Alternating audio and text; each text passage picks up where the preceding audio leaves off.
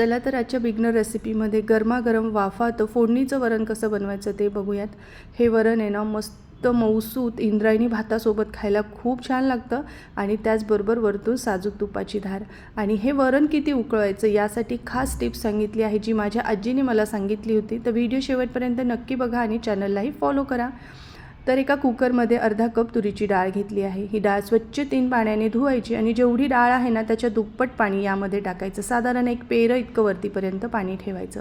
आता मीडियम फ्लेमवर आधी याला एक उकळी आणून घ्यायची आहे आणि मग कुकरचं झाकण लावायचं, शिट्टी लावायची आहे आणि मीडियम फ्लेमवर आपल्याला याच्या 3 शिट्ट्या करून घ्यायच्या आहे।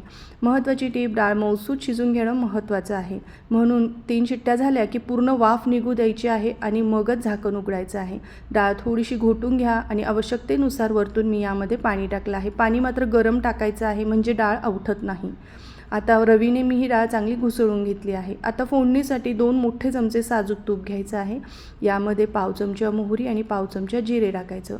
मोहरी मात्र फुटू द्या म्हणजे खमंगपणा येतो। पाव चमचा हिंग, 2 हिरव्या मिरच्या आणि एक 5-6 लसणीच्या पाकळ्या ठेचून टाकायच्या आहे। हलकासा लसूणचा रंग बदलला की यामध्ये काही कढीपत्त्याची पानं आणि थोडी कोथिंबीर फोडणीमध्ये घालायची आहे।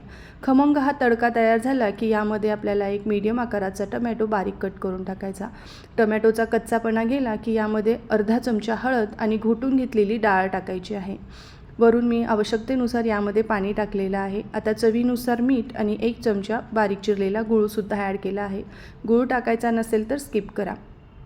थोडीशी कोथिंबीर टाकायची। आता मंद आचेवर अर्धवट झाकण ठेवून हे वरण आपल्याला उकळून घ्यायचं आहे। वरण उकळवताना कधीही पूर्ण झाकण ठेवायचं नाही, नाहीतर ते ओतू जातं आणि वरण उकळवताना अगदी कडा येईपर्यंत मंद आचेवर उकळवायचं म्हणजे परफेक्ट आपलं वरण इथे तयार होतं। तर तुम्ही सुद्धा नक्की ट्राय करा।